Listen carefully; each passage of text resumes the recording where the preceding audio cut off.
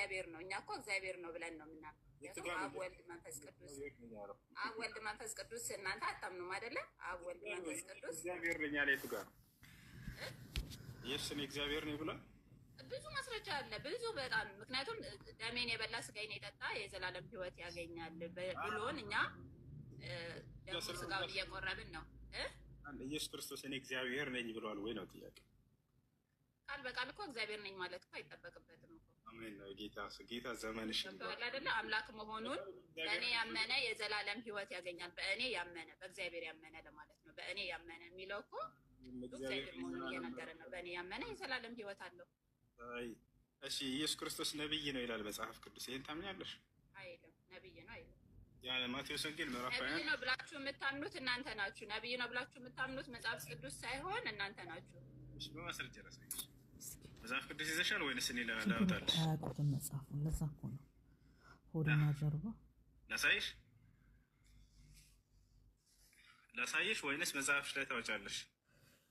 መጽሐፉ በሻላት ቄሱም ዝም መጽሐፉም ዝም። ምን ነው ልጄ ተናገር እንጂ ላሳይሽ ወይ? ቄሱም ዝም መጽሐፉ። ኢየሱስ ክርስቶስ ነብይ እንደሆነ መጽሐፍ ቅዱስ ላይ ይነገራል። ሁሴን አሎ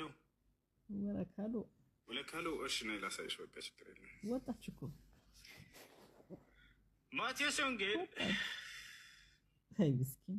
እሺ ምዕራፍ 21 ቁጥር 11 ያው እንዴ ወጣሽሳ? ወጣች። ለምን ናይ ወሰጅሽ? ለማንኛውም ያው እኛ ሙስሊሞች ብቻ ነን ለመሆኑ ኢየሱስ ክርስቶስን ኢየሱስ ነብዩ ኢየሱስ ብለን የምንጠራው አይደለም። መጽሐፍ ቅዱስ ራሱ ነብዩ ኢየሱስ ብሎ ነው የሚጠራው። ማቴዎስ ወንጌል ምዕራፍ 21 ቁጥር 10 ጀምራችሁ አናንብበው። ሁለቱን አንቀጽ ብቻ። ወደ ኢየሩሳሌምን በገባ ጊዜ ኢየሱስ ማለት ነው መላው ከተማ ይላል፣ አንድ ሰው እንኳን የቀረ የለም። መላው ከተማ ይህ ማን ነው ብሎ ተናወጠ። ህዝቡም ማለት አጠቃላይ ህዝቡም ሁሉ ምን አሉ? ይህ ከገሊላ ናዝሬት የመጣ ምን ይላል? በአላህ ይህን ኮሜንት ላይ ቀውጡት ልጆች። ምን ይላል ይሄ ቃል? ይህ ከገሊላ ናዝሬት የመጣ ማን ነው ይላል። ማን ነው አሉ? ማን ነው አሉ? ነብዩ ኢየሱስ። ነብዩ ኢየሱስ ማን ነው ይሄን ያለው? አንድ ሰው ሁለት ሰው ላ በኢየሱስ ክርስቶስ ዘመን የነበረ ህዝብ ሁሉ እንዳለ ነብዩ ኢየሱስ ብለው ነው የሚያምኑት። ያዩት፣ የሰሙት፣ የዳሰሱት እነዚያ ሁሉ እንዳለ ነብዩ ኢየሱስ ነው እያሉ የአሁን ዘመን ክርስቲያኖች ደግሞ ነብይ ማለትን እንደ ክህደት ነው የሚያዩት። አይ ሙስሊሞች ናቸው ነብይ የሚሉት ብለው ሸውራቸዋል። ለአረለ መጽሐፉ ነው የሚለው። ቄሶቻችሁ የደበቋቸው ነው ይሄን አይነግሯቸውም አይደለ? በርካታ ቦታ ላይ ነብይ እንደሆነ ተገልጿል። ማቴዎስ ይህን ሲናገር እዚህ አስከትሎ ነገር ግን ነብይ ነው በማለታቸው ክደዋል አላለም። ምንም አይነት ኮሜንት አልሰጠም። ነብይ ብለው እንደሚያምኑ የዘመኑ ሰዎች ሁሉ እንዳለ አስቀምጦታል። ነብዩ ኢየሱስ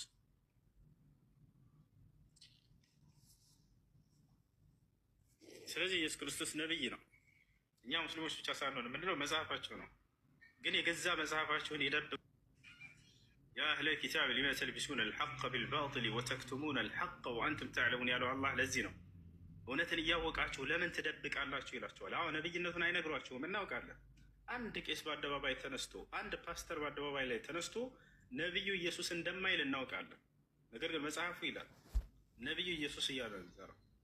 ታውቃላችሁ ነብይ ነው የሚለውን የሙስሊሞች ብቻ እምነት አድርገው ሰብከዋቸዋል። ላ መጽሐፋቸው የገዛ መጽሐፋቸው ነው ነብይ የሚለው። ከነብያቶች መካከል አንድ ነብይ ነው እያመለካቸው ያላችሁት። ነገ የትንሣኤ ቀን ይሄ ነብይ እኔን አምልኩኝ አላልኩም ብሎ ከአምላክ ፊት በሚመሰክርባቸው ጊዜ ምን እንደሚወጣቸው አላውቅም። ከወዲሁ መልሳቸውን አዘጋጁ።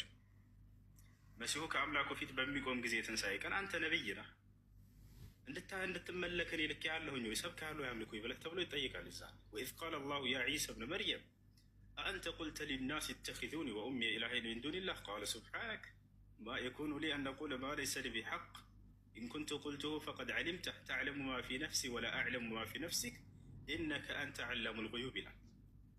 አላህ የትንሣኤ ቀን ነቢያትን ሁሉ እያስነሳ ለትውልድህ ልኬህ ነበር አድርሰሃል ብሎ ይጠይቃቸዋል። ፈለነስአለነ አለዚነ ኡርሲለ ኢለይሂም ወለነስአለነ አልሙርሰሊን ይላል። የተላኩላቸውም ህዝቦች ይጠየቃሉ። ነቢይ ከሌለ ልኬላቸው ነበር መጥቶላችኋል ብሎ ይጠይቃቸዋል አላህ። የዛኔ መሲሁ ተራው ይደርሳል።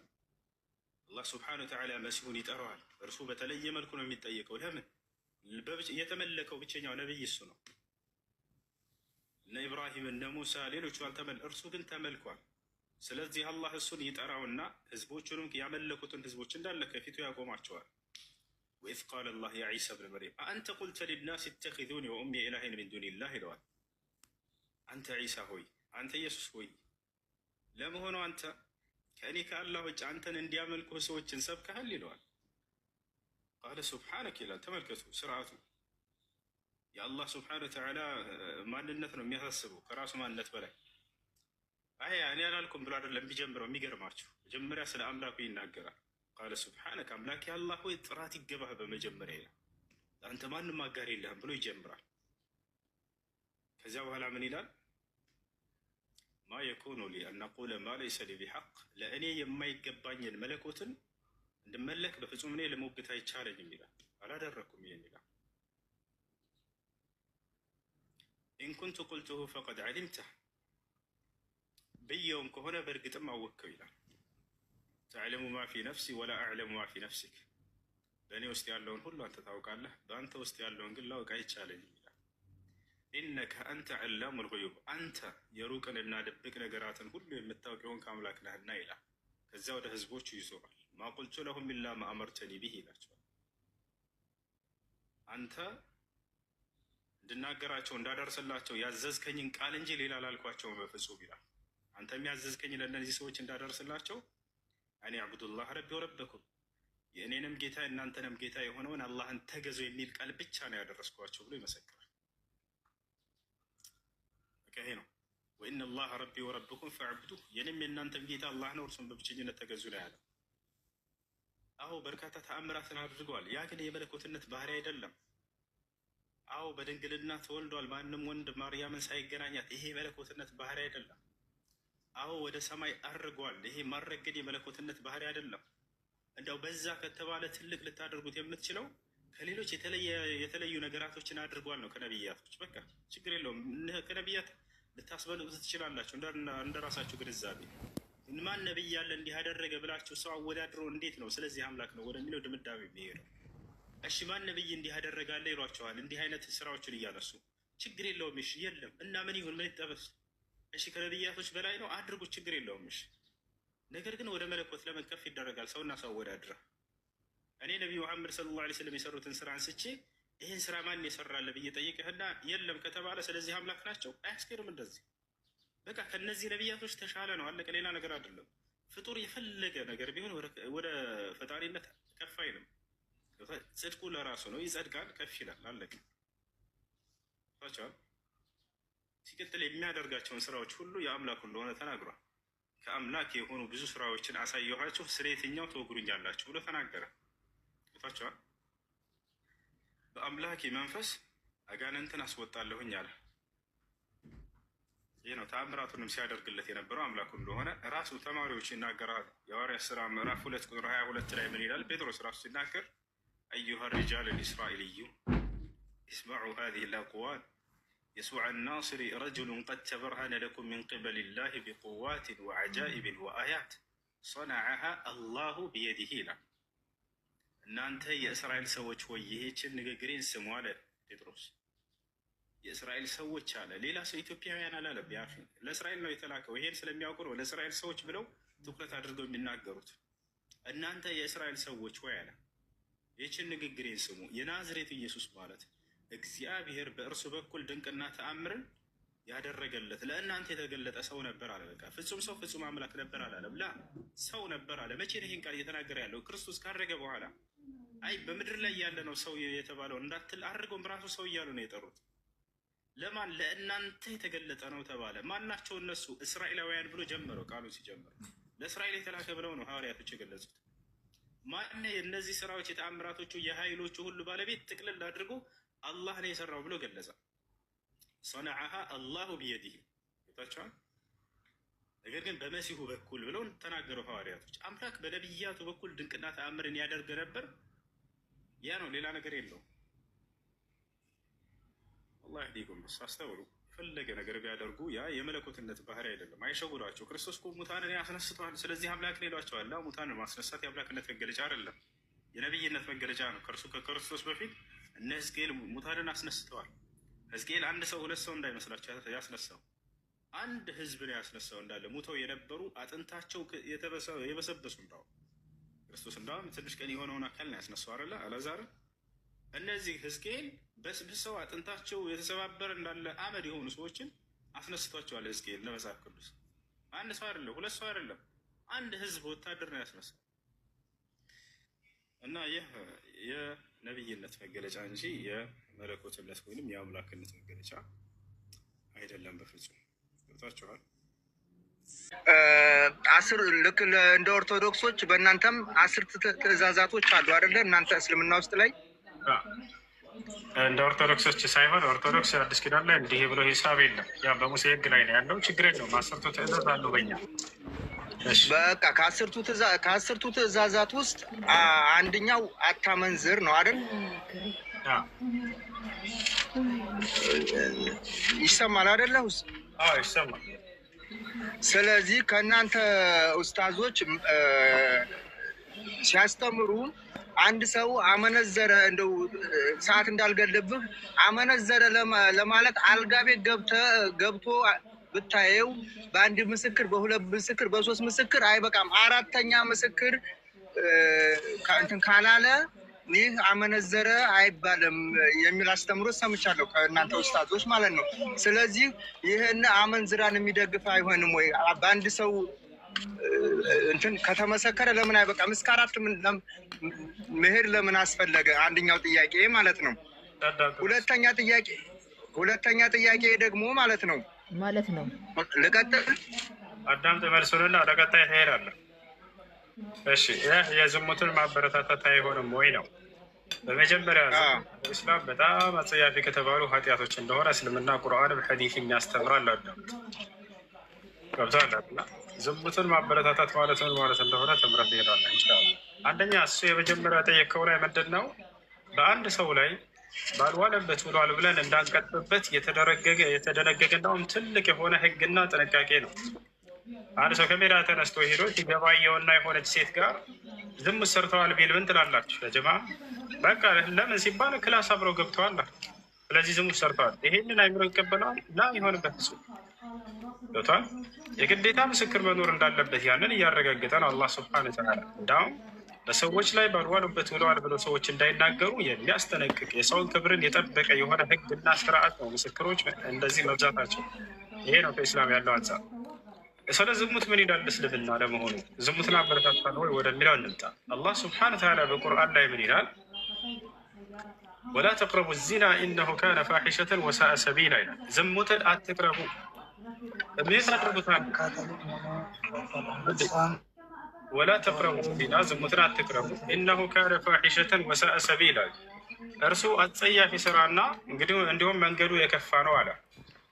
ገብታችኋል? አላህ በቁርአን ላይ ሐራም የሚያደርግባቸው ቃላቶች በርካታ ናቸው። አንደኛ ይሄ ሐራም ነው ተጠንቀቁት ይላል። ሁለተኛ ደግሞ አትቅረቡት ብሎ ያስጠነቅቃል። አትቅረቡትና ሐራም ነው በጣም የተለያዩ ናቸው። ሕክማቸው አንድ ነው። በእርግጥ ሁሉም እርም ማድረግን የሚያሳዩ ናቸው። ግን የሁለቱ አገላለጽ በጣም የተለያየ ነው። ሐራም ነው ካለ እርም ነው፣ አትቅረበው ነው። በቃ አትስራ ነው፣ እርም ነውና አትስራ። ወላ ተቅረቡ ብሎ ግን ሲገልጽ ጊዜ ነገሩ በጣም ከባድ አጽንቶ እየተናገረ ነው። አትቅረቡት ነው፣ አትስራው ብቻ አይደለም። ተመልከቱ፣ እንዳትቀርበው በጣም ራቀው ብሎ የገለጸው እንዳውም ትልቅ ኃጢአት ቢኖር በቁርአን ላይ እርሱን ነው። እንዲሁም አስካሪ መጠጥን፣ ሁለቱን በጣም ራቋቸው እንዳትቀርቧቸው ብሎ ይናገራቸዋል። ያ አዩሃ አለዚነ አመኑ ኢነመል ኸምሩ ወልመይሲሩ ወልአንሳቡ ወልአዝላም ሪጅሱን ሚን ዐመሊ ሸይጣን ፈጅተኒቡሁ። ስለ አስካሪ መጠጥ ሲናገር ራቁት አለ። ስለ ዝሙት ሲናገር ራቁት እንዳትቀርቡት አለ። ሁለቱን በጣም አጽልቶ በጣም ሐራም ከሚለው በላይ አድርጎ ነው እንዳውም የገለጻቸው። ስለዚህ የዝሙትን በር የዘጋ የሆነ ሃይማኖት ቢኖር ኢስላም ያ ነው። ዝሙትን የሰራ ሰው ወዴት ይሄዳል የሚለውን ኢስላም ሲናገር ምን አላል? ኢነሁ ካነ ፋሒሸተን ወሳአ ሰቢላ አለ። መንገዱም የከፋ ነው፣ ወደ ገሃነም ነው የሚወስደው አለ። እንደ መጽሐፍ ቅዱስ ግን ስንሄድ ኢየሱስ ክርስቶስ ምን አለ? መጽሐፍ ቅዱስ ላይ አዲስ ኪዳን ላይ እነ ዘዋኒ የስቢቁነኩም ኢላ መለኩቲላህ አለ። ኢየሱስ ክርስቶስ ምን አለ? አመንዝራዎች ወደ መንግስተ ሰማያት በመግባት ይቀድሟችኋል አለ። ያሰላ የአረበኛው ላይ ምን ይላል? እነ ዘዋኒ ዝሙተኞች የስቢቁነኩም ኢላ መለኩቲላህ ወደ እግዚአብሔር መንግስት በመግባት ይቀድሟቸዋል። ይሄ ነው ዝሙትን ማበረታታት ማለት። ዝሙትን የሰራ ወደ ገሃነም ይወስዳል ተጠንቀቅ የሚል ሃይማኖት ነው ከዝሙት እንደው ለዝሙት የሚያበረታታው? ወይንስ ዝሙተኞች መንግስተ ሰማያትን በመግባት ይቀድማሉ ብሎ የሚያስተምር ነው? ያጀማ እስኪ አይብራ ያለው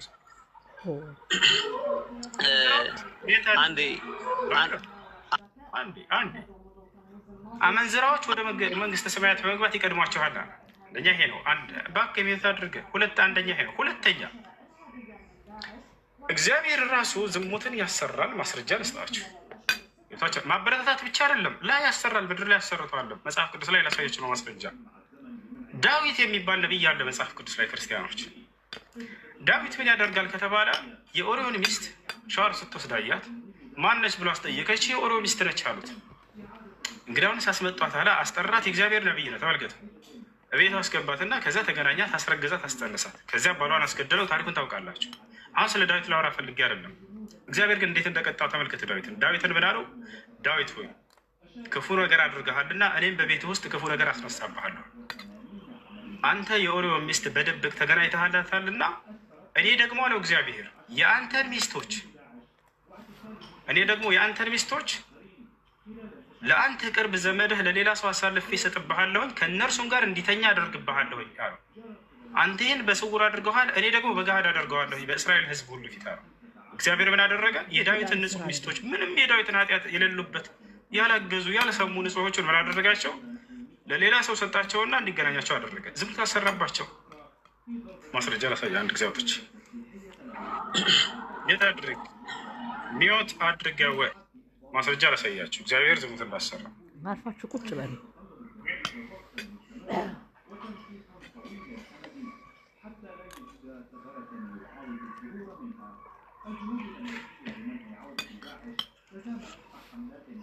ተመልከት ነው።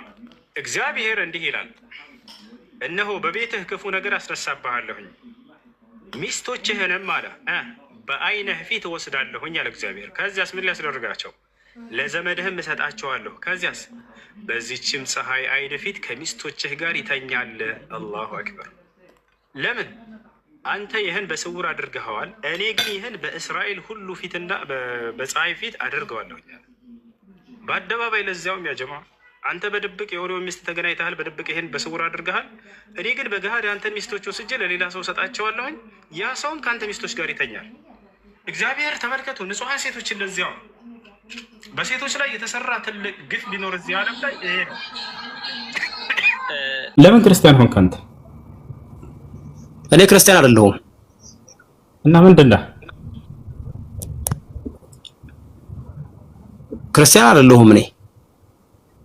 እሺ ምንድን ነህ? ምን እምነቴ? ሲኖሲዝም። ታዲያ መጽሐፍ ቅዱስ ለምን መሰረት አድርገህ ትወያያለህ? ክርስቲያን አይደለህም ማለት ነው? ክርስቲያን አይደለሁኝም። ሲኖሲዝም እምነት ነው የምከተለው ነው። ኢየሱስ ክርስቶስ ለአንተ ምንህ ነው? ምንድን ነው? አምላክ። ኢየሱስ ክርስቶስ አምላክ ነው አይደለ? አዎ። ስለዚህ ክርስትና የሚባለው እምነት የለም፣ ስህተት ነው። እኔ አላውቅም ስለ ክርስትና። እሺ ኢየሱስ ክርስቶስ አምላክ ያለው የለውም እንደ መጽሐፍ ቅዱስ? ኢየሱስ አምላክ ነው። አምላክ አለው ወይንስ የለውም? ማ ኢየሱስ? ኢየሱስ አምላክ አለው የለውም? አሁን የለውም። በምድር ላይ በነበረ ስጋ ለብሶ መጣ ጊዜ ግን እኛን ለማስተማር አምላኬ ብሎ ተጸልየዋል። ስለአሁኑ እንመጣበታለን። አምላክ እንዳለ አስረዳለሁ። አሁን ራሱ በሰማይ ላይ እሺ፣ ኢየሱስ ክርስቶስ በምድር ላይ ያለ አምላክ አለው ብለህ ታምናለህ አይደለ? አዎ፣ አምላክ አለው። አምላኩ ማን ነው? እግዚአብሔር አብ። ስንት አምላክ ነው ያለው? አንድ አምላክ። ያ አንድ አምላክ እግዚአብሔር አብ ነው ወይንስ ኢየሱስ ክርስቶስ ነው? አንድ አምላክ አንድ አምላክ የትኛው? አሁን እንግዲህ ወደ ትሪኒቲ እምነት ልንመጣ ነው። አሁን ትሪኒቲ አብ፣ ወልድ፣ መንፈስ ቅዱስ ይባል ነገር አለ። በአምላክነት አንድ፣ በአካል ደግሞ ሶስት። እንደሱ ብሎ ያስተማረ ነብይ አለ መጽሐፍ ቅዱስ ላይ? በነቢያቶች መካከል የመጀመሪያው ነብይ ማን ነው? ስላሴን የሰበከ አምላክ አንድም ሶስትም ነው ብሎ ያስተማረ። ስላሴ የሚባለው እምነት የለም። ጎበስ። ስላሴ የሚለው ቃል ሶስትን ነገር ለአንድ ነገር ለመግለጽ የምንጠቀምበት እንጂ ስላሴ የሚል ቃሉ ራሱ በመጽሐፍ ቅዱስ ተጽፎ አናገኘውም። ጎበስ ልጅ አላሁ አክበር። የትክክለኛ ክርስቲያን ልለው ነበር፣ ክርስቲያንም አይደለሁም አለ። ምን እናድርግ? ግን ትክክለኛ ነገር ተናገረ። አሁን በቃ ስላሴ የሚባል ነገር መጽሐፍ ቅዱስ አያውቀውም፣ የለም። አንድ ጥቅስ ነው የምፈልገው። አብ ወልድ መንፈስ ቅዱስ አንድ አምላክ የሚል ጥቅስ አለ ወይንስ? አብ ወልድ መንፈስ ቅዱስ አንድ አምላክ የሚል አብ ወልድ መንፈስ ቅዱስ አንድ አምላክ ነኝ የሚል ባይጻፍም እዛ ጋር እኔ አብ ነኝ የሚል አለ። በወልድ በኩል የወረደው ኢየሱስ ክርስቶስ አለ። በመንፈስ ተገለጸልን አለ። ያ ምን ማለት ነው? እሺ አሁን አንድ ናቸው ብለህ ነው የምታምነው አንተ? ወደ አንተ እምነት ልምጣ። መጽሐፉ ላይ የለም፣ ችግር የለም። ወደ አንተ እምነት ልምጣ። አብ ወልድ መንፈስ ቅዱስ አንድ ናቸው ብለህ ነው የምታምነው? የተጻፈውን ነው ማምነው። እኔ አብ ነኝ ይላል ተናገረ። ማን ይበልጣል? እስኪ እናበላልጣቸው። ማን ይበልጣል ከአብና ከወልድ? በምድር ይበላለጡት ይበላለጣሉ ወይንስ አይበላለጡ? በምንድን ነው የሚበላ? በእኛ ምንም የሚበላለጥ ነገር የላቸውም። አንድ ነው። አንተ ጸባይህ ባህሪህ በምንድን ነው የሚበላለጠው? አንተ ራስን ማበላለጥ ትችላለህ። ጨርሰሃል። አይበላለጡም አይደለ? ኢብሮ አለ አውጣለት አንዴ። ብትወዱኝስ አብ ከእኔ ይበልጣል ይላል። የጌታ ሰው ተበላ ዘመንችን ይባርከው። ግን ለዛሬ አልሆነ ቁጥር 28 ላይ እስከነ ምክንያቱ የሚበልጥበትን ምክንያት ታስረዳኛለህ። ተበላ በቃ አለቀ።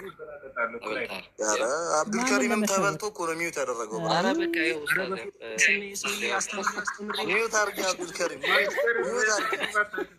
ሚዩት አድርጌ አብዱልከሪም። አንቺ ጎል ገብተሽ በውስጡ ተሸንፎ እኔ አሁን ጎል ገባው ነው የምለው። ችግር የለውም። አብዱልከሪም ኧረ ምንም አልገባም። እንዴ ምን ያገናኘዋል? ጎል ገብተሻል። እኔንም አሁን ሊያስገቡኝ ነው። ዝም በይ። ምዕራፍና ቁጥር የትኛው ምዕራፍና ቁጥር? በቃ ዝም በይ አብዱልከሪም። የት ጋር ያሳየኛል? እኔ አብነኝ እኮ አንዴ ብሮ ቆይ፣ የት ጋር ያሳ? አብዱልከሪም በቃ አንቺ እኮ ሸመጠጥሽ። ቅድም እኮ አንብበሽ አንዴ ብሮ አንዴ በጣም ነው የሚያንጨረጭረው። ቁም ነገር በጣም አላፈናፈን ብለህ ስለ ስላሴ ጠይቆ ኢብራሂም ቀጥል። አብዱልከሪም እኔ ይኸውልህ አብዱልከሪም ቅድም አንብበህ ካድክ ምንም የካድኩ ጠቀስ አለቀ። በቃ አስመልሳ እኔና አብ አንድ ነኝ አላነበብኩም። አንዴ ብሎ ከሪም ዲስትራክት እያደረገ ነው። ወል ሲገባ ገብቶኛል። እንመለስበታለን። እዚህ ጋር እንያዘውና እኔ አብ ነኝ የሚል መጣብኝ እና ልኩበትም ቀጥ ይብራዘር አንዴ ብሎ ዳዊት እኔ አብ ነኝ የሚል ቃል በቃል አሳየን እስቲ። አላነበብክም? እኔና አብ አንድ ነን የሚል አላነበብክም? አይ እኔ አብ ነኝ ሰው አለ እኮ እኔ አብ ነኝ የሚል ዳዊት እኔ አብ ነኝ የሚል ነው አሳይቻለሁ ያልከው። የት ጋር ነው ያለው? አብዱልከሪም እስቲ ወላሂ እኔ አላነበብኩም። ወላሂ አላነበብኩም። ወላሂ ከዘፍጥረት እስከ ራዕይ ድረስ እኔ አብ ነኝ የሚል ነው። ቆይ እኔ እናንተ አብረን ቅድም እያወራን ወላሂ አብና እኔ አንድ ነን የሚል አብና አንድ እሱ አይደለም። እኔና አብ አንድ ነን የዓላማ አንድነት ነው። በቃ ታዲያ ለምንድን ነው የምትሸመጥጠው? በቃ ቀጥላለሁ። የዓላማ አንድነትና አምላክነት ምንድን ነው እንዴ? አይገናኝም እኮ ጨርሻለሁ። አብዱልከሪም እዚሁ ላይ ነው። ኢብራሂም ቀጥል።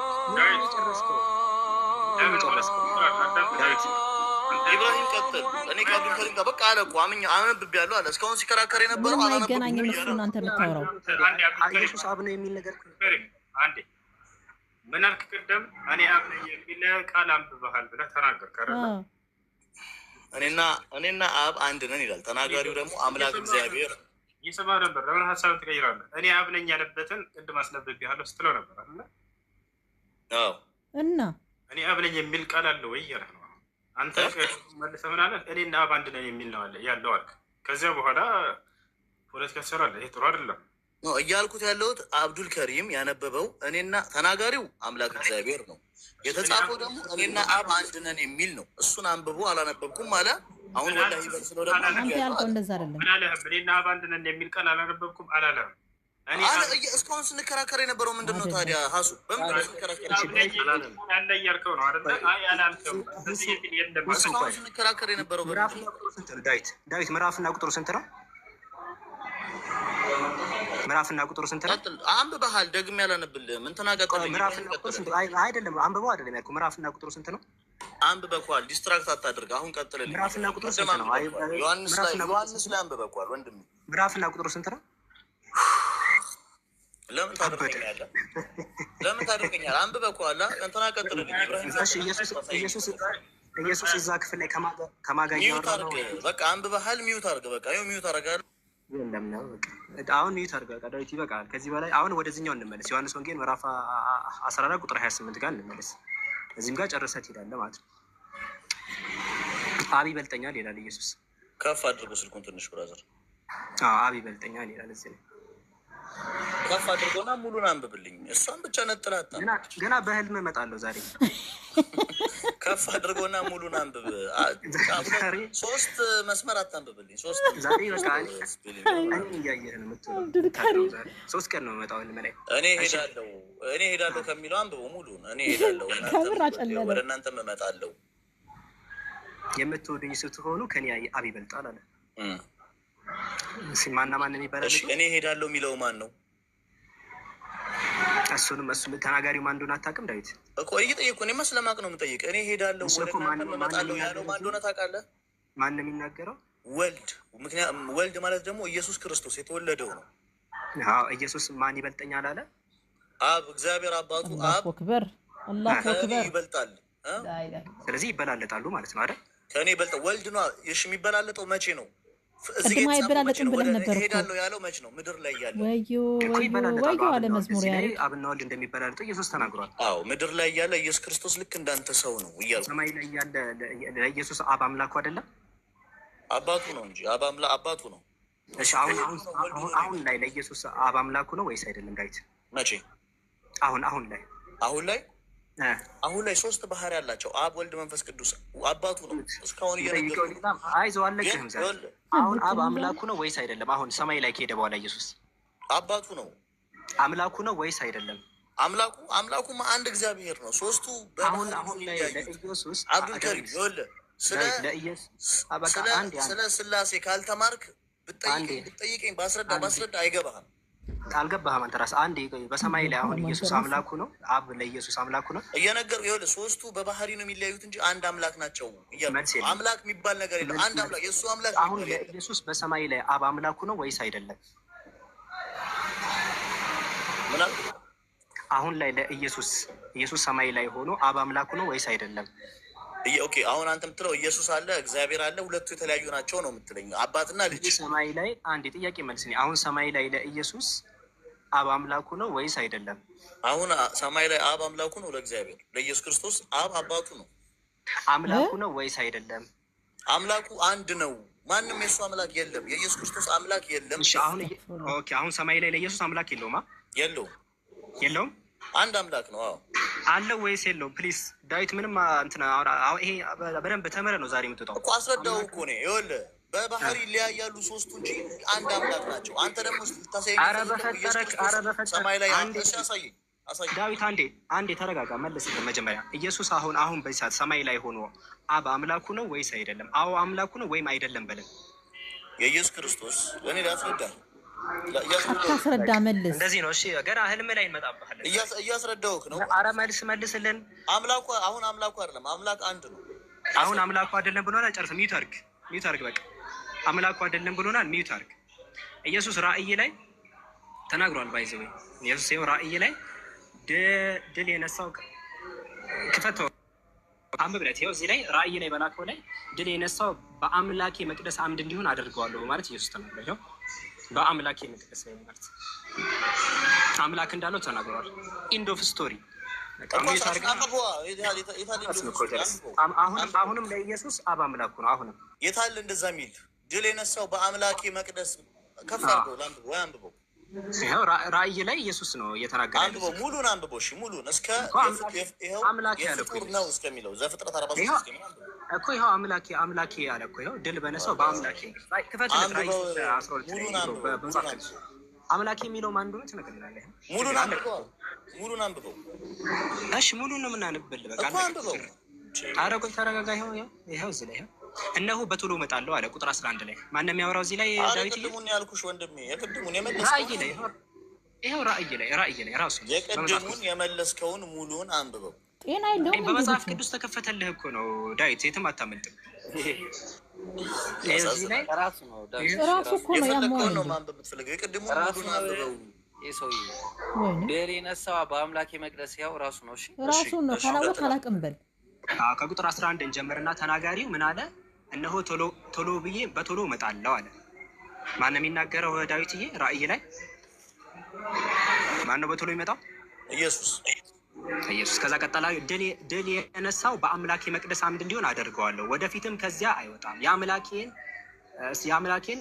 የአምላኬን ስምና በአምላኬ ከተማ ስም ማለትም በሰማይ በአምላኬ ዘንድ የምትወርሱ አዲሱን ኢየሩሳሌም አዲሱን ሰሜን በእርሱ ላይ እጽፋለሁ እያለ እየተናገረ ያው በአምላኬ ብሎ ኢየሱስ አምላክ እንዳለው ተናገረ። ኢንድ ኦፍ ስቶሪ። ማን ነው ከላይ ድል የነሳው በአምላኬ መቅደስ የሚለው ማን ነው? ኢየሱስ። ያው ከቁጥር 11 ጀምሮ የሚናገር ኢየሱስ አይደል? ድል የነሳው ማን ነው? ኢየሱስ ክርስቶስ። ኢየሱስ የት እያለ ምድር ላይ በነበረ ጊዜ አምላክ አለ ወይ ለምትለው አብ አለ እያልኩ ነው። አረ በፈጣሪ ራእይ ላይ ነው ይሄ ራእይ መልእክት ማለት ራእይ አንዳንድ ላይ እግዚአብሔር ለኢየሱስ ክርስቶስ ልኮ ኢየሱስ ደግሞ ለዮሐንስ ልኮ ለመላኩ ልኮ ለባሪያው ለዮሐንስ ያመለክተበት ነው። ራእይ መጽሐፍ ምንድን ነው የማታውቅም? እየነገርኩ እኮ ነው። አንተ አልተረዳህም እንጂ እየነገርኩ ነው። አንተ ይኸውልህ ሌላ ነገር ለማዞር ትሞክራለህ። አምላኬ ብሎ ሌላ ነገር አታዙር። ቁጥር 12 ላይ አምላኬ የሚለው ማን ነው? ድል የነሳው ብሎ የሚያው ድል የነሳው በአምላኬ መቅደስ ማዕድ የሚለው ማን ነው? ኢየሱስ ክርስቶስ ነው። ተናጋሪው ማን ነው? ተናጋሪው ማን ነው? ኢየሱስ ነው። ድል የነሳው እሺ፣ ድል የነሳው ሙሉን አንብቦሽ ድጋሚ ላስረዳ። ቀስ ብለህ አስረዳ፣ አንብበው እኮ አልኩህ እኮ። እነሆ በቶሎ እመጣለሁ አለ። ማንም የሚናገረው ኢየሱስ አልከኝ እኮ። ማንም አክሊልህን እንዳይወስድብህ ያለህን አጽንተህ ያዝ። ድል የነሳው አለ በአምላኬ መቅደስ አምድ እንዲሆን አደርገዋለሁ ያለ፣ ወደፊትም ከቶ አይወጣም ያለ እየተናገረ። አሁን ፖይንታችን እዚህ ጋር በአምላኬ መቅደስ ብሎ ኢየሱስ አብ አምላኩ እንደሆነ በግልጽ ተናግሯል። አምላኬ እያለ ማለት ነው። እኔም ደግሞ እየነገርኩ ነው። አብ አምላኩ ነው። አዎ እሱም ደግሞ በባህሪ ነው የሚለያይ። ቅዱስ የሚባሉ ሶስት ስላ ኢብራሂም ምን አለ መሰለህ፣ መጽሐፍ ቅዱስ ታነባለህ አይደለ? ወይ ዳዊት አንዴ መጽሐፍ ቅዱስ ታነባለህ አይደለ? መጨረሻ ላይ አብን ይገዛል ወይስ አይገዛም? እኔ ልጠይቅ፣ መጽሐፍ ቅዱስ ታነባለህ አይደለ? አንድ ጊዜ አንድ እቺ ነገር መልስልኝ። መጽሐፍ ቅዱስ ታነባለህ? የክርስቲያን ከቻልክ እናነባለን። እሺ ከቻልክ ስለ ስላሴ የሚያስተምረውን አትዝለል። ስለ ስላሴ በደንብ ስለ ስላሴ ምንም ነገር የለም መጽሐፍ ቅዱስ ላይ። አንድ ጊዜ ኢየሱስ አብን ይገዛዋል ወይስ አይገዛውም? ይገዛዋል። መጨረሻ ላይ በነበረ ጊዜ ወደፊት አዎ ምድር ላይ በነበረበት ጊዜ ይገዛል። አይ ወደፊት ደግሞ አብን ይገዛዋል። አብ አባቱን ይገዛዋል። አዎ አስተግፍሩላህ እኮ ኢየሱስ ያኔም ወደፊት የሚገዛ አካል ነው። ወደፊት እስኪ የሚገዛበትን ቦታ አሳይ። እኔ ጥያቄ ነው የጠየቁ። ይገዛል ወይስ አይገዛም ነው ያልኩት። አይገዛም። ወደፊት ማለት ለማን ነው የሚገዛው? ለአባቱ ለአብ። ለምን ለአባት? በቃ ለአምላክ ይገዛል። ለአምላክ ለተባለ አምላኩ ማን ነው? የኢየሱስ አምላክ ማን ነው? እዛ ጋር አምላክ የሚለው ማን ነው? አብ ለአብ ይገዛል ወይስ አይገዛም? አብ ደግሞ ማን ነው? አብን ይገዛዋል ወይስ አይገዛውም? ኢየሱስ ነገርኩህ እኮ ምድር ላይ በነበረ ጊዜ ሲጸልይ የነበረው ሲያዛው የነበረው አብ አባቱ ነው እያልኩ። ስለዚህ ያደረጉ ይገዛዋል። ወደፊት እሱማ ምድር ላይ ነው። በቃ ተስማማን። እሺ ወደፊት ይገዛዋል ወይስ አይገዛውም? ወደፊት ይገዛዋል። አብ አባቱ አይደል እንዴ? ኦኬ እየተገዛው ነው ዘላለም የሚኖረው። አምላክነት መቼ ነው? እሱ ነው ሶስቱ መለኮት ናቸው። በመለኮት ነው ብራዘር፣ በመለኮት ነው እንጂ በአምላክነት አንድ ናቸው። አብ ሌላ ፈርዶ ኢየሱስ ክርስቶስ ሌላ ፈርዶ። እሺ ስልጣን አለው በዛ ጊዜ ስልጣን አለው ማ አብ ወልድ ምድር ላይ በነበረ ጊዜ ስልጣን አለው ወይ? ወደፊት ስልጣን አለው። ወደፊት ስልጣን አለው። እርግጠኛ ነህ? ስልጣን አለው። እርግጠኛ ነህ? አሁን ላይ ስልጣን አለው። ወደፊት ነው ያለ ከሆነ ምንኛ ነው የሚሰማው? ወደፊት ስልጣን አለው። ወደፊት ማለት አሁን ላይ እኮ ነው እያወራን አይደለም። ወደፊት አሁን አይደለም። ኢየሱስ ክርስቶስ ከሞት ከተነሳ ጀምሮ ነው እያወራን። ከዚህ በኋላ ስልጣን አለው። ከዚህ በኋላ ማለት ከመቼ? ከዚህ በኋላ በቃ አሁን ወደፊት በቃ መጥቶ ከፈረደ ፍርድ ምናምን ካለቀ በኋላ ወደፊት ማለት እኔ እኮ አልገባኝም። ወደፊት ማለት መጥቶ ከፈረደ በኋላ ምናምን ኢየሱስ ክርስቶስ መጥቶ ከፈረደ በኋላ ከዛ በኋላ ስልጣን አለው ወይስ የለውም? ከዛ በኋላ እንዲህ ስልጣን የለውም። ስልጣን አለው የለውም? ስልጣን አለው። እርግጠኛ ነህ? በጣም እርግጠኛ ነኝ። የለውም። ስልጣን ይመልሳል። ተው እርግጠኛውን ክበተ ነገር አሳየኝ። አይ ስልጣን አለው። ዛሬ ልጁ ከምር ሊጨልል ነው። በመጀመሪያ ስልጣን የተሰጠበትን ቦታ ላሳየህ። አጨልላችሁ ልትልኩት ነው። በሰማይና በምድር የሚለውን ላሳየህና ዮሐንስ 28 ላይ ምድር ላይ ያለ እግዚአብሔር ማን ስልጣን እንደሰጠው ትነግረኛለህ። ኦኬ 28 ምስኪን ናቸው። ኢየሱስ ቀረበና እንዲህም አለ፣ ስልጣን ሁሉ በሰማይና በምድር ተሰጠኛል። ማነው ስልጣን የሰጠው? አብ አባቱ። አባቱ በራሱ ስልጣን የለውም ማለት ነው አይደለ? በራሱ ስልጣን የለውም ተሰጥቶት እንጂ። ኢየሱስ ቀረበና እንዲህም ብሎ ተናገረ። ገባኝ። በራሱ ስልጣን አለ ወይስ ተሰጥቶት ነው? ይሄ መች ነው የሆነው? አዎ ምድር ላይ ይሄ ምድር ላይ ያለ ነው። በራሱ ስልጣን አለ ምድር ላይ እስከሆነ ድረስ ደግሞ አብ አባቱ ነው ስልጣን የሚሰጠው። በራሱ ስልጣን አለ ወይስ የለውም? ምድር ላይ ያለ ምድር ላይ ያለ አብ አባቱ ነው ስልጣን የሚሰጠው እያልኩ ነው። እንደ ሰው ተመስሎ ስለመጣ ስልጣን የሚሰጠው እንደ ሰው ነው የተመሰለው። ስልጣን ያለው ስልጣን አለ። ቆይ በራሱ ስልጣን አለ ወይስ የለውም? በራሱ ስልጣን ይሰጥ አብ ነው የሚሰጠው። ምድር ላይ በነበረበት ጊዜ አለ ወይስ የለውም? በራሱ እየመለስኩልህ እኮ ነው። ምድር ላይ በነበረበት ጊዜ አብ አባቱ ነው ስልጣን የሚሰጠው። በራሱ ስልጣን የለውም። ምድር ላይ በነበረ ጊዜ ስልጣን አለ ወይስ የለውም? የለውም። ተስማምተን ምድር ላይ በነበረበት ጊዜ ሁለት ነገር ክዳለ። እሺ እናመሰግናለን። ቆይ ሶስተኛ አሁን ልምጣና ምን አለ መሰለህ? እሺ አንዴ ምን ሆኖ ነው ይሄ ነገር ደግሞ በአላህ በአንዴ ታብሌት እንትን አለች። አንዴ ደንግጣ ነው ወይ ጉድ! እውነትህን ነው። በጣም ደንግጣ ማመን ያልፈለግከው ነገር ምንድን ነው? ኢየሱስ ክርስቶስ ወደ ምድር ከመጣ በኋላ አብ ወልድ መንፈስ ቅዱስ የሚለውን ነገር ማመን አልፈለግም። አንዴ በኋላ መንግስቱን ለእግዚአብሔር ለአባቱ አሳልፎ በሰጠ ጊዜ ይላል።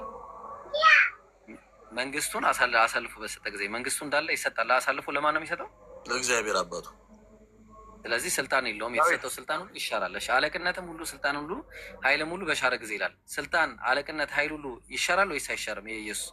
የኢየሱስ ስልጣን ከምድር ላይ ከተነሳ በኋላ በምድር ላይ የነበረው ስልጣን ሁሉ ይሻራል። በቃ የሱ ስልጣን አከተመ ማለት ነው። ከዛ በኋላ ጨርሰው እኮ ያው ፍጻሜ ይሆናል። ከዛ በኋላ በቃ አለቀ። ጠላቶቹን ሁሉ ከእግሩ በታች እስኪያደርግ ድረስ ሊነግስ ይገባዋልና የኋለኛው ጠላት የሚሻረው ሞት ነው። ሁሉን ከእግሩ በታች አስገዝቶላታልና፣ ነገር ግን ሁሉ ተገዝቷል ሲል አለ ሁሉን ካስገዛለት በቀር መሆኑ ግልጽ ነው ካለ በኋላ ሁሉ ከተገዛለት በኋላ ግን እግዚአብሔር ሁሉ በሁሉ ይሆን ዘንድ በዚያን ጊዜ ልጁ ራሱ ደግሞ ሁሉ ላስገዛለት ይገዛል። ለማን ነው የሚገዛው? ሱብሃንአላህ ለእግዚአብሔር። እግዚአብሔር ሁሉም በሁሉ ከፍ አድርጎ አንዴ አንብቦ አንዴ ሁሉ ከተገዛለት የሚለው 28 ሁሉ ከተገዛለት በኋላ ግን እግዚአብሔር ሁሉ በሁሉ ይሆን ዘንድ በዚያን ጊዜ ልጁ ራሱ ደግሞ ሁሉ ላስገዛለት ይገዛል። ለማን ነው የሚገዛው? ለአባቱ ለእግዚአብሔር።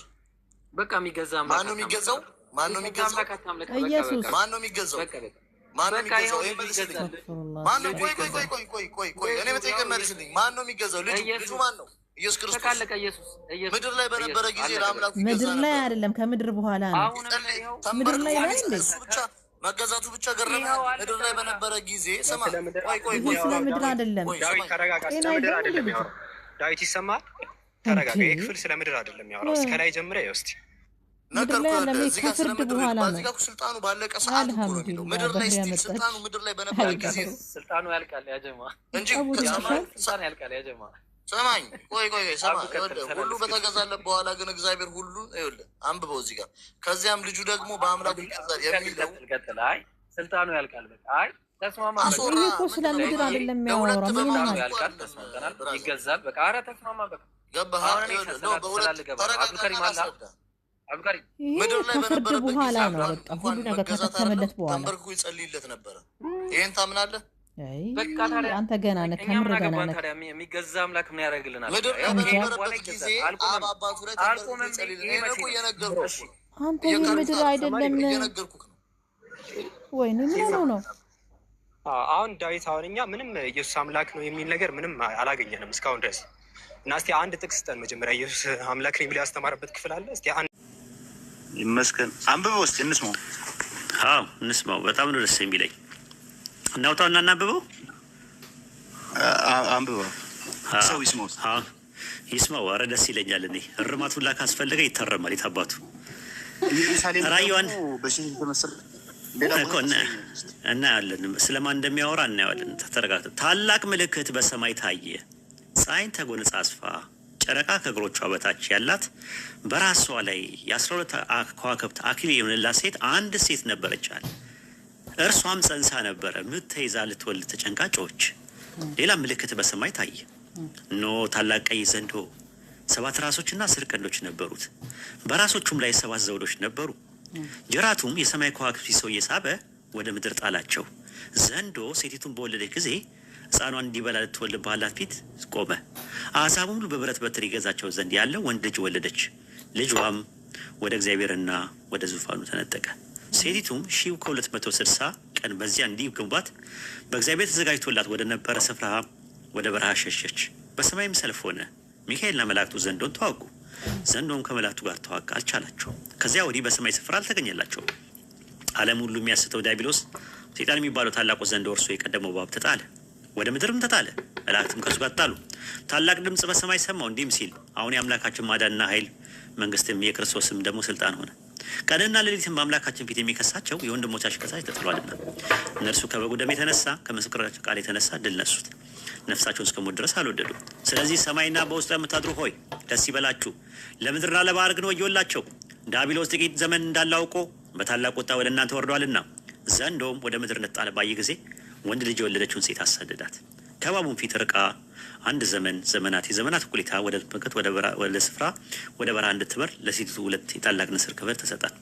እባቡም ሴቲቱን በወንዝ እንድትወስድ ሊያደርግ ወንዝ የሚያህል ውሃ ከአፉ በስተኋላ አፈሰሰ። ምድሪቱም ሴቲቱን ረዳቻት። ምድሪቱ አፏን ከፈተች፣ ዘንዶ ከአፉ ያፈሰሰውን ወንዝ ዋጠች።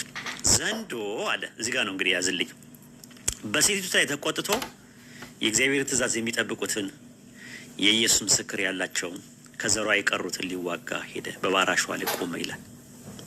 ማብራሪያ ስጥ ቢና።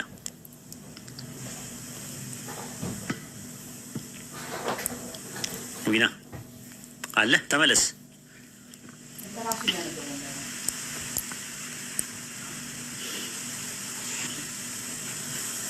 ቢና አለ። እኔ ስለ ማርያም ነው የሚል ነገር አውዱ ላይ አውታሳየኝ፣ ስለ ማርያም ስለመሆኑ። እኔ ደግሞ ላይኛይቱ ኢየሩሳሌም ናት ብዬ የምልበትን የራሴ ምክንያት አለኝ፣ እሱን አቀርባለሁ። ሌላ ቦታ በሴት የተመሰለበት። ኦኬ አሁን እንደዛ ነው። አሪፍ ጥያቄ ነው የጠየቀው ራሱ ማለት ነው። ገላትያ ምዕራፍ 4 ቁጥር 26 ላይ ይኸው ላይኛይቱ ኢየሩሳሌም ግን በነፃነት የምትኖር እርሷ እናታችን ናት ይላል። ምናችን ናት? እናታችን ናት አለ። ከዛ በኋላ እኛ እኮ እናታችን እኮ ይላል እኮ በሴት የተመሰየው እናታችን። እናት ምንድን ነው? ወንድ ወለደች እኮ ላሳይህ እኮ እናታችን ሴት አይደለችም? እናት የሚለው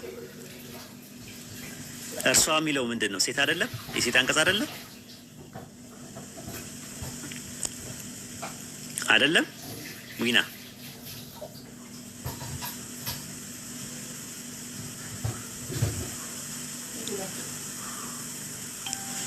አለ ዊና አለ። እሺ ይኸውልህ እዚህ ጋር አውዱን ስናየው ወንድ ልጅ ወለደች ይላል እኮ። ወንድ ልጇን እነግርሃለሁ፣ ግን መጀመሪያ ስለ ሴትዮዋ እንጨርስ ብዬ ነው ዊናዬ።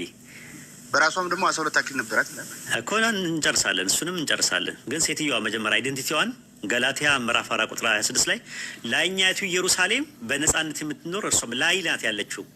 ራዕይ 12 1 ላይም ሴትዮዋ የታየችው በሰማይ ነው፣ በላይ ነው የታየችው። ላይኛይቱ ኢየሩሳሌም ግን በነፃነት የምትኖር ናት፣ እርሷም እናታችን ናት አለ። በሴት አንቀጽ ነው የሚጠራው። ዕብራውያን እሺ ችግር የለውም፣ እንዴት እንደሚገናኝ ታየዋለህ። ዕብራውያን ምዕራፍ 12 ቁጥር 22 ላይ ነገር ግን ወደ ጽዮን ተራራ ወደ የሕያው አምላክ ከተማ ደርሳቸዋል፣ ወደ ሰማይቷ ኢየሩሳሌም እያለ ይናገራል። ወደ ምን? ወደ ሰማይቷ ኢየሩሳሌም እያለ ይናገራል። ወደ ምን አለ? ወደ ሰማይቷ ኢየሩሳሌም ይናገራል። መዝሙረ ዳዊት ምዕራፍ 87 ቁጥር 5 እና 6 ላይ ታየዋለህ። ልጅየውም የተወለደውን ልጅ እኮ ልጇን ልነግርህ ነው። አይ ልጇን ልነግርህ ነው። ችግር የለውም። አሁን ደግሞ ልጇን ልንገርህ።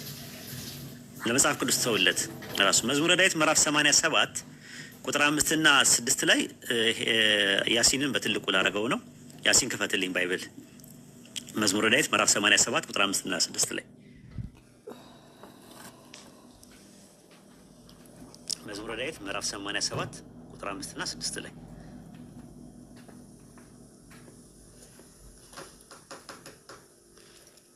አየው። እዚህ ጋር ምን ይላል? ሰው እናታችን ጽዮን ይላል አለ። ተመልከት። በውስጧም ሰው ተወለደ አለ።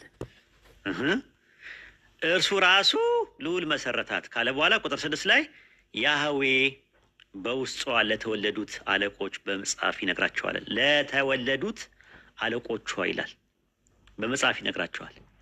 በአንቺ የሚኖሩ ሁሉ ደስ እንደሚላቸው ደስ ይላቸዋል።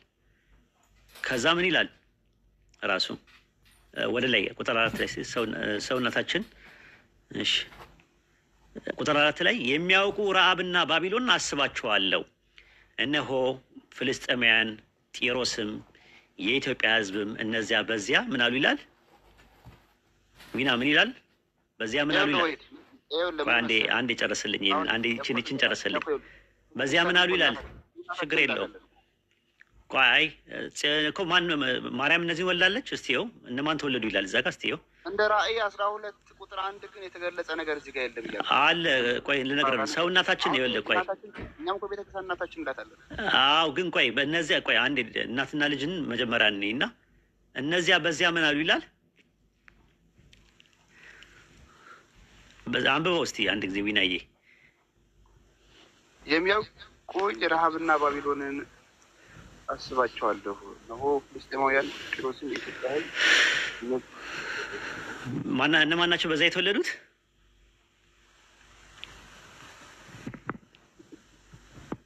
ፍልስጤማውያን ጢሮስም የኢትዮጵያ ሕዝብ ይላል። ከማን የተወለዱት? ከማን የተወለዱት ንገረኝ። የሆነ ብለድ አድርጎት ላይ አይ ብለድ አድርጎ ኧረ በደንብ ነው የሚታየው። ኩልል ብሎ ነው የሚታየው። የሚያውቁኝ ረሃብና ባቢሎንም አስባቸዋለሁ። ሀናንን አስገቧት። ያጀማ ተወለዱ ይላል እኮ። እነማን ናቸው የተወለዱት? ከማን የተወለዱት? ፊልስጤምና ከጢሮስም አይደለም ሀቢቢ እግዚአብሔርም ከተማ ሆይ ዊናዬ። አዎ የእግዚአብሔር ከተማ። ያው በቃ ከዛ በኋላ ምን ይላል? ምን መሰለህ? ቁጥር 6 ላይ ያው እግዚአብሔር ለሕዝቡ በውስጧ ለተወለዱት አለቆች ይላል። እነማን ናቸው የተወለዱት አለቆች? በውስጧ የተወለዱ አለ። ሰውነታችን ጽዮን ይላል አለ። ለምን መሰለህ? አሁን እኮ ዳዊት ለእስራኤል ከተማ እኮ ለኢየሩሳሌም አንቺ እያለ ብዙ ቦታ። ስለዚህ አሁን እዚህ ጋር የሚናገረው ይቺ እናታችን የተባለችውና ገላትያ ምዕራፍ 4 እንደ ራእይ 12 አንድ እዚህ ጋር የተገለጸ ነገር የለም አለን። እነግርሃለሁ ዊናዬ ወንድ ልጅ እንደተወለደ እኮ ያ ወንድ ልጅ ማን እንደሆነ እነግርሃለሁ። ወንድ ልጅ የተባለው ይሄ እዚህ ጋር የተወለደው ነው። አማኞች ናቸው የተወለዱት። እሺ ገላትያ 4:26 አማኞች ናቸው። አሳየህና ከዛ በኋላ ወደዛ እንሄዳለን፣ ወደ ራእይ እንሄዳለን። እዚህ ጋር ስለ ከተማ አይደለም የሚያወራው፣ ስለ ከተማ አይደለም የሚያወራው እኮ እነማን ናቸው የተወለዱት? ራእይ 12 አንድ ግን ራእይ 12 ችግር የለውም። አይ አሁን አንተ የምታሰምርልኝ ምንድን ነው መሰለህ? የምታሰምርልኝ ዊናዬ መዝሙረ ዳዊት ምዕራፍ 87 ላይ ያለው 87 ያለው መዝሙረ ዳዊት እንዳለ አንቺ ነው የሚለው እንዳለ አንቺ እኮ የወለደችው ራሱ በውስጧ ሰው ተወለደ የሚለው ማንን ነው? ሰውነታችን ጽዮን ይላል፣ በውስጧ ሰው ተወለደ ይላል። ማንን ነው ሰው ብሎ ሲንጉላር ያስቀመጠው?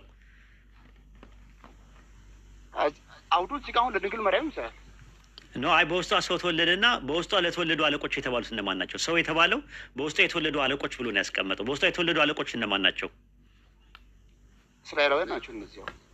ታዲያ ማናት እሷ? ሴትዮዋ ማናት? እናታችን ጽዮን የተባለችው እናታችን ጽዮን የተባለችው ለኢየሩሳሌም ከተማ ይሰራል።